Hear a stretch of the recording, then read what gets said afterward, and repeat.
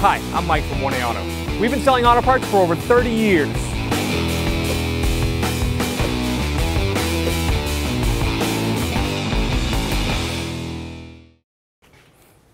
To raise and support this vehicle, you're going to want to come to the four corners of the vehicle. There is some rubber lift pads that you're going to want to raise up with either a floor jack or with a two-post lift.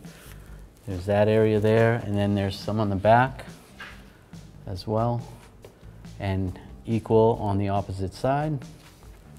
Some of the places to support, if you had to use some jack stands, like right here would be a good area, and same on the opposite side. And then in the back here, if you were using a floor jack, you could raise it up right here, but you do not want to raise it up on the rear differential. And those are some of the areas where you can raise and support the vehicle.